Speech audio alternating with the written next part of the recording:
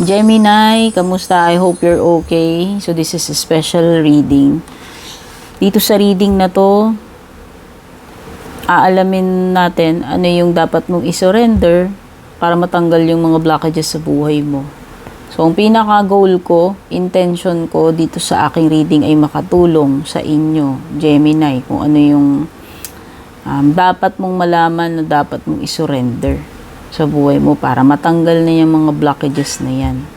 Okay? At kung hindi ka open-minded, no, kung sensitive ka, I suggest huwag kang magpatuloy. Pero kung okay lang sa'yo, open-minded ka, hindi ka sensitive, then magpatuloy ka, no? Maraming salamat sa support mo, Gemini, kung matagal ka ng taga-subaybay. At kung bago po kayo, don't forget to like, follow, subscribe, patap na rin yung bell icon regarding mga personal readings naman. Basahin nyo na lang yung description nitong video kung balak nyo mag-book, mag-inquire. Shoutout sa ating mga YouTube channel members and FB page subscribers. Naka-flex po yung mga names ninyo sa dulo ng ating reading. Maraming salamat sa pagtangkilik. Yung mga gustong mag-join, hanapin nyo yung join button. Sa description may link dyan or dito sa screen. Yan. So, mga gustong mag-subscribe naman sa FB page, yan, subscription. Hanapin nyo lang yung subscribe button sa tabi ng name ng page ko.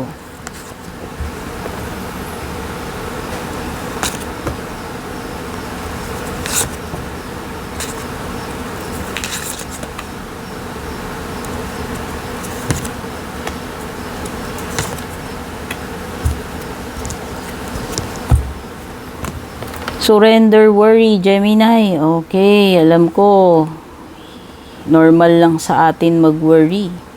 Pero kung halimbawa, palagi ka na lang nag-worry, nabubuhay ka sa pag-worry, eh, na-attract mo lalo kung ano yung wino-worry mo, tsaka nai-steal niya yung mga precious moments ng buhay mo na ini-spend mo lahat sa pag-worry instead na maging positive ka, mag-pray ka kay God, and try to live a normal, healthy life, no? Hindi man talaga nawawala yung problems eh. Hindi natin dinideny yan. Yun yung reality. Pero kung paano tayo mabuhay, makakope doon, yun yung pinaka-importante. Kasi hindi tayo forever nandito sa balat ng lupa. Maiksi lang ang buhay natin. Pahiram lang ni God yan eh.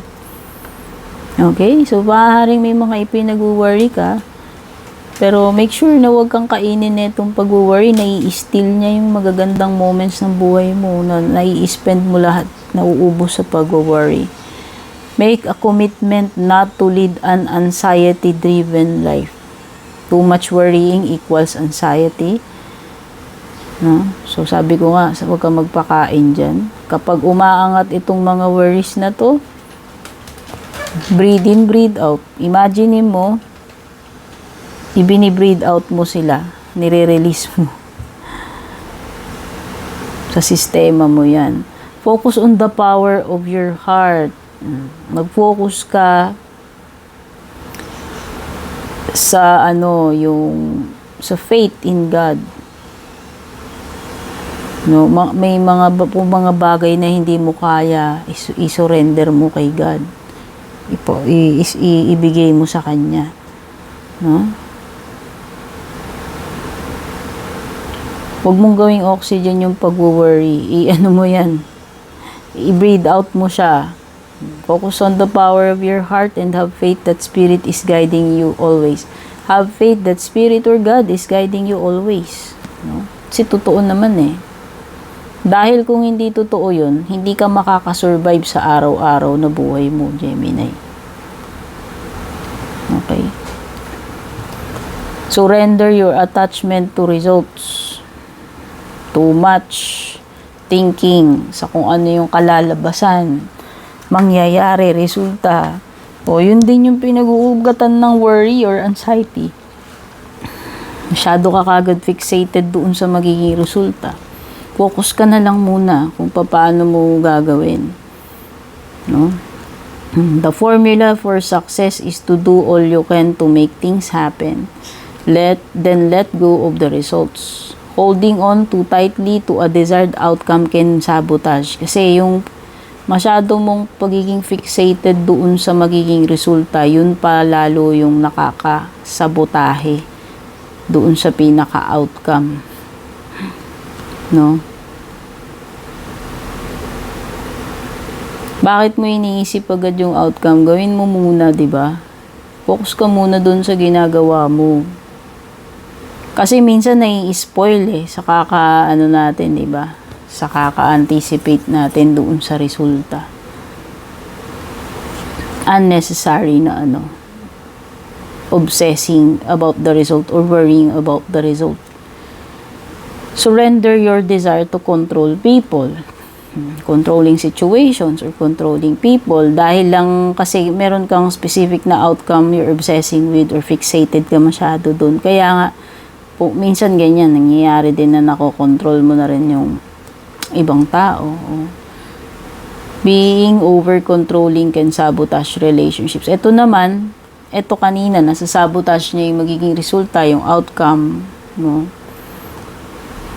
Hindi pa man din lumalabas yung outcome. Ito rin ganun. Pagdating naman sa mga approach mo sa tao, nasasabotage yung relationship ninyo kung tinatry mo siyang i-control. The more, syempre pag dinidiktahan mo, yun na yun Pag pinangungunahan mo siya, yung person na tinutukoy dito, dinidiktahan mo, yun na rin yun. Kinokontrol mo na rin yun. Hayaan mo sila maging free kung ano yung decision nila. Kumbaga, wag mo i-force yung mga gusto mo. Sa kanila. To more effectively achieve your goals, back off. Ayan. Bigyan ng space ang isa't isa. Bigyan. Ayan. Mag-back off ka muna.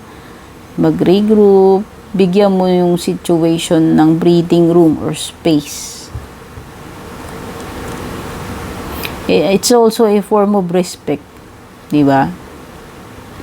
Diba minsan, instead na kulitin natin ng kulitin yung tao. Lalong ayaw kung hayaan mo, sige, bigyan mo siya ng time, mag-isip, bigyan mo siya ng space, igalang mo yun. Kung ayaw niya di ba? Isipin mo na lang din kung sa'yo gagawin yun, no? So, surrender to rest and sleep, Kasi nga, sa sobrang pag-worry mo, yan, overthinker, worrying, anxiety, hindi na nakakapahinga yung isip mo, to prevent burnout, mag-slow down ka. I-honor mo yung pangangailangan mo na magkaroon ka ng quiet time, pahinga, para makarejuvenate ang isip, katawan, at spirit.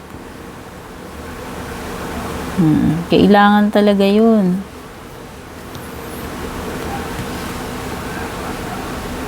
Sobrang pag-iisip, dapat pahinga mo rin yung isip mo. Bumibigay lahat kapag nasusobrahan, kahit saang bagay yun. Diba? Obsessive thinking, ang daming mga pag-iisip dito, Gemini. Sobrang pag-aalala, pag-iisip. Dahil dyan, parang, tinatry mo i-control yung situation, yung mga outcome, or possible na nadidiktahan mo na ibang tao.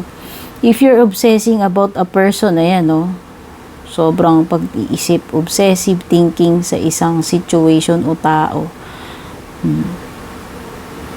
I-turn mo daw yung dilemma na ito sa spirit. Surrender mo yan sa divine. Doing so will help you bring clarity or even solve the problem. Kasi sa kaka-obsess mo, hindi ka na nakakapahinga. Yung isip mo, lalo kasing nagiging chaotic pagka ganun. Hindi na nakakalma Iba ng takbo ng isip nun, no? Kaya yan i-surrender mo. Surrender mo na rin tong mga mabibigat na dinadala-dala mo sa kalooban mo. Ano mang resentments itong mga tinutukoy dito.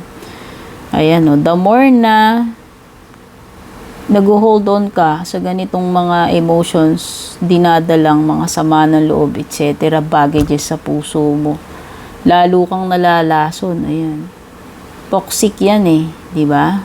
Dapat yan inilatapon. Try to forgive others for their shortcomings and keep moving forward toward positive situations in your life. Doon ka lang makaka-move forward once na natutunan mong i-accept muna, release, forgive. No?